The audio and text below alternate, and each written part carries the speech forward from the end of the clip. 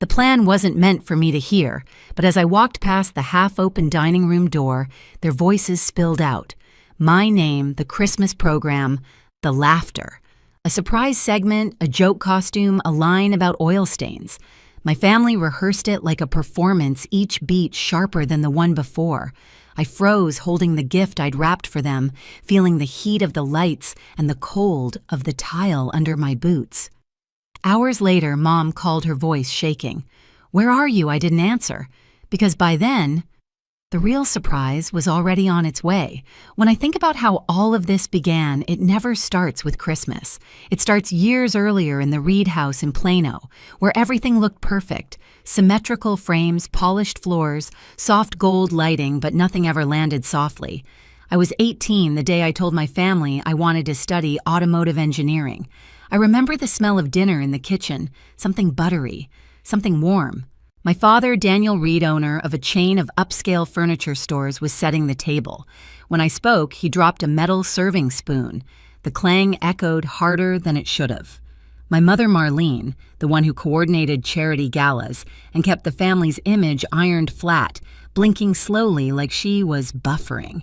My brother Aaron, older than me, a medical resident at the time, the family's standard, lowered his eyes to hide a smirk. My younger sister Brielle, a part-time dental hygienist and lifestyle content creator, laughed outright, a quick, sharp sound. The spoon wobbled on the tile. I bent to pick it up, fingers brushing against the cool metal, leaving a faint smear of oil from the spark plug I'd been working on earlier. No one said it out loud, but the silence filled in the sentence for them. That's not what our family does. After that, the pattern settled in like weather.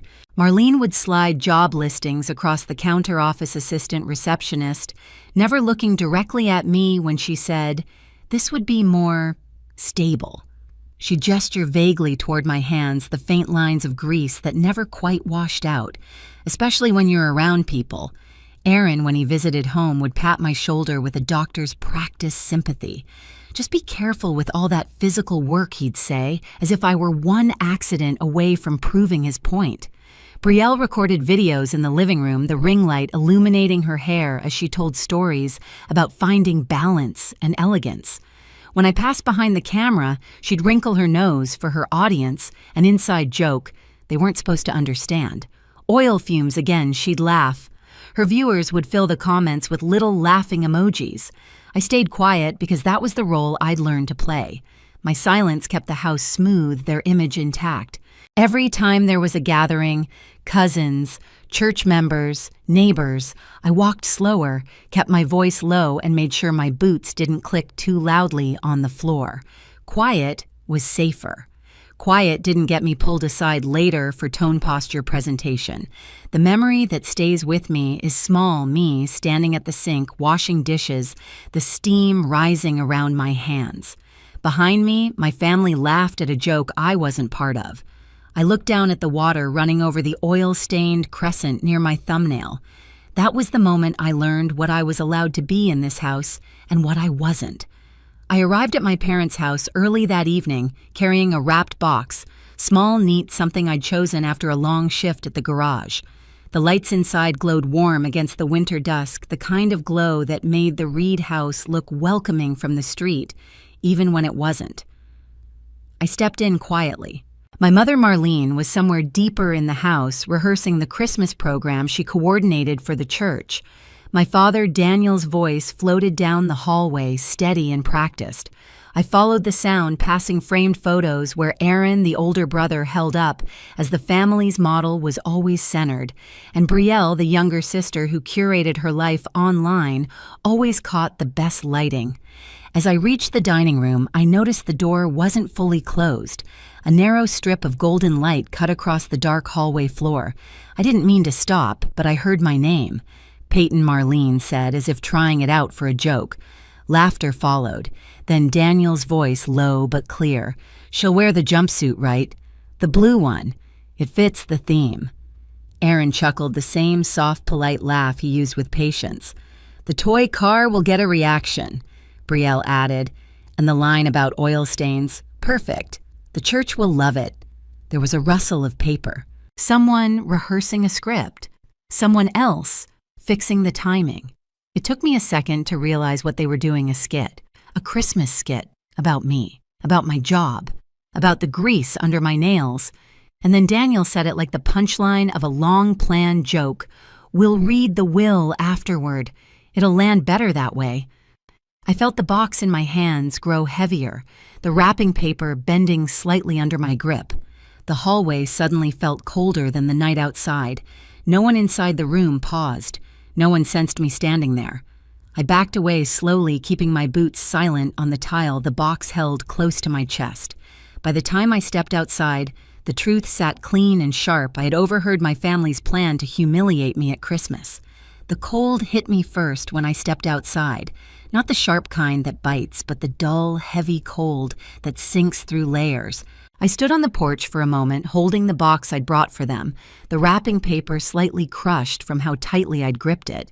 Inside the house, the laughter continued, muffled now, but still bright, still rehearsed. I set the box down on the wooden bench by the door, brushed my thumb over the corner once, and walked to my truck. I didn't cry. I didn't yell. I just drove. The neighborhood lights blurred as I turned toward the highway. My phone buzzed twice, texts from my mom's event group chat probably, but I ignored them. The only place open at that hour, and the only place that felt neutral, was a 24/7 gas station off the main road. Its neon lights were harsh buzzing, the pavement slick with a thin layer of frost. I pulled into a corner spot, turned off the engine, and let the silence settle. My hands rested on the steering wheel for several seconds, the faint smell of motor oil rising from the microfiber cloth tucked in my jacket pocket. That cloth had followed me through years of shifts at the garage, late-night emergency call-ins, long drives home. For the first time, I was grateful for its smell. It grounded me. I reached for my phone and called Noor Patel, my closest friend and my CPA. Noor had been with me since I opened the garage at 21. She knew my family's patterns, understood the silence I'd carried into adulthood. When she answered, her voice was steady like always. "You okay?" she asked. I didn't answer that. Instead, I said, "Can you check the lease folder for the LLC?"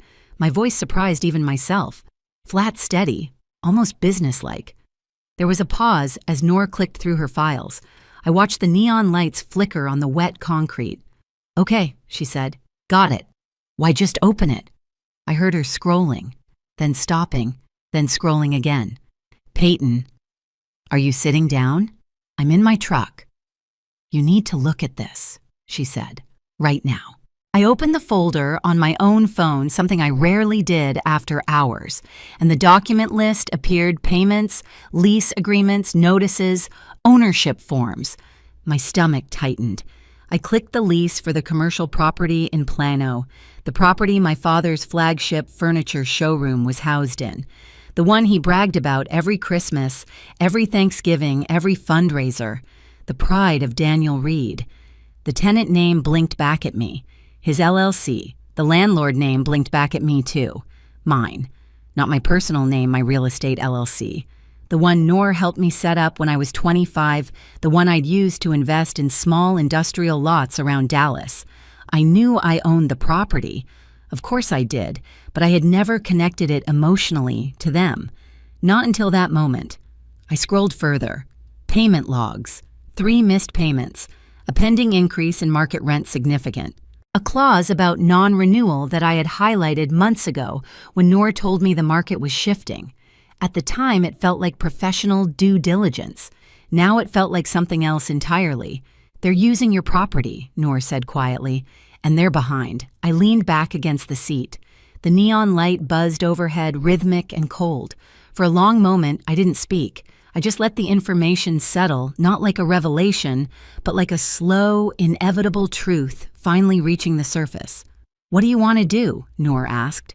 I stared at the lease, at the rent calculations Noor had written in the margins months ago, at the notices I hadn't sent yet, at the folder of templated documents waiting for me to fill them out. The answer came easier than I expected. "Everything by the book." "Okay," she said, already shifting into work mode. "Then let's start." I set my phone on the dashboard mount and opened the laptop I kept in the back seat for late-night paperwork. The screen cast a pale light across the truck's interior, catching the tiny scratches on the steering wheel, the dust on my boots, the faint oil stains on my nails. Noor talked me through each step. I opened spreadsheets, checked payments, calculated overdue amounts, cross-referenced lease clauses, prepared a notice of default, prepared a notice of non-renewal, updated the market rate increase based on the latest comps, linked ownership verification documents, drafted the cover letter for courier delivery. Each step had weight, not emotional weight, but procedural, clean-controlled. A kind of clarity I hadn't felt in years.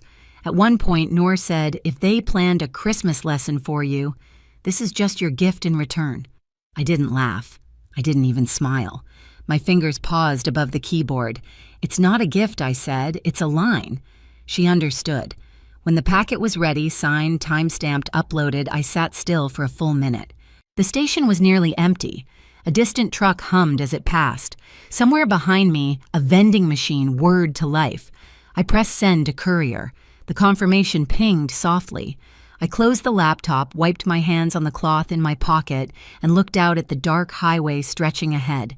This time, I said into the quiet, "I won't fix what they've broken." Christmas Eve at the church always looked the same, soft lights, poinsettias lining the stage, the camera crew setting up as if the Reed family were part of the program itself.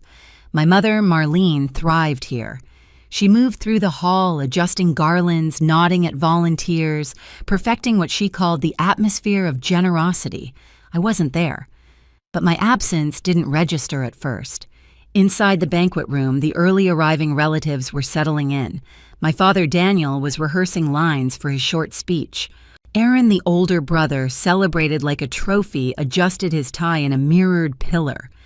Brielle, always angling for the best frame, checked her phone's front camera every few minutes, smoothing her hair between takes. The courier arrived at 6:47 p.m. He slipped through the decorated hallway past a child choir practicing carols. He carried a stack of envelopes, white, clean, official. He asked for Marlene Reed by name. She smiled, assuming they were last-minute donations or RSVPs. When she tore open the first envelope, the expression on her face broke cleanly. First confusion, then a small, precise shock, like a bulb flickering before it burns out. The pages inside slid neatly onto the table under the bright lights. Notice of default, notice of non-renewal, revised market rent, payment ledgers, ownership records listing landlord Peyton Reed. Her hand trembled. Paper rustled as she flipped pages too quickly. Daniel stepped closer. "What is that?" Marlene didn't answer. Aaron took one page to read. His jaw tightened. "Mom, this is the showroom lease." Brielle leaned over his shoulder, eyes widening. "Wait, Peyton owns the building."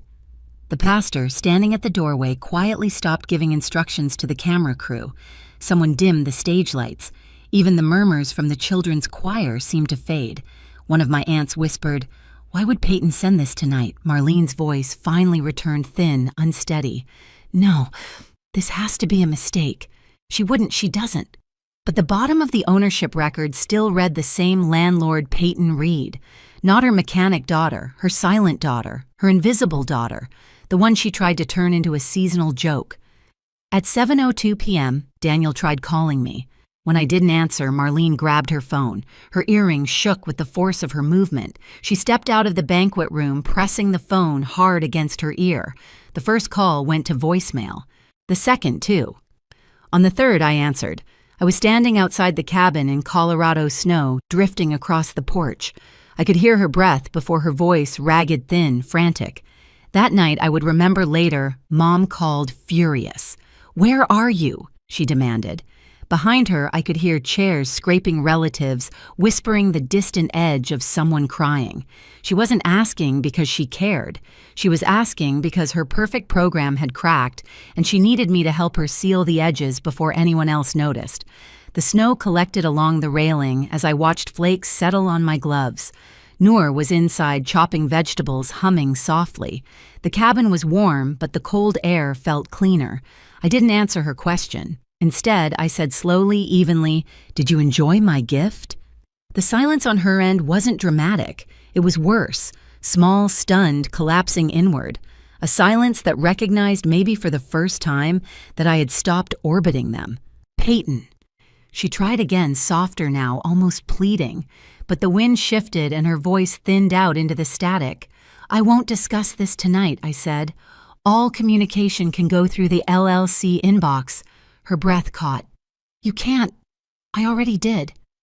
I let the silence sit for a moment, not as punishment, but as distance finally measured.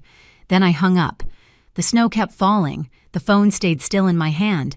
Inside the cabin, Noor set another log on the fire, and for the first time in years, I felt nothing pulling me back toward Plano.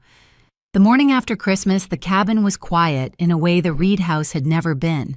No stage decorations, no curated lighting, no soft rehearsed laughter leaking through doorways, just the sound of wind threading through the pines and the soft crackle of the fireplace Noor had started before sunrise.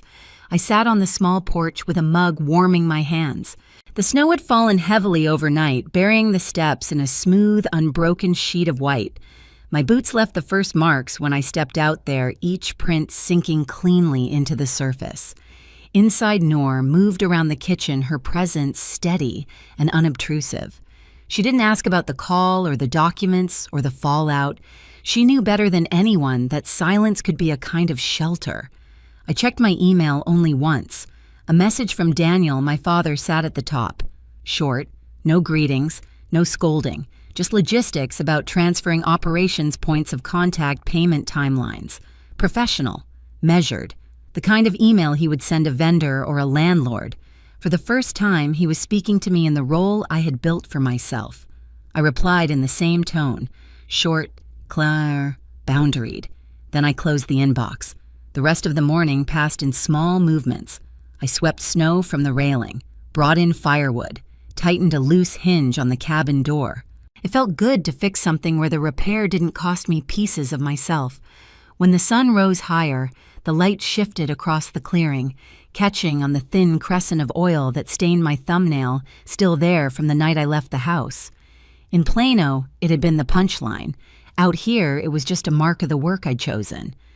I stayed on the porch until the cold pressed gently at my fingertips and the air steadied in my lungs. There was no rush to return, no expectation to meet, no version of myself I had to shrink into, just the snow, just the quiet, just the space to finally breathe. Boundaries aren't punishment. They're the quiet shape of what you refuse to carry anymore. Standing on that porch, watching the snow erase every footprint behind me, I understood something simple.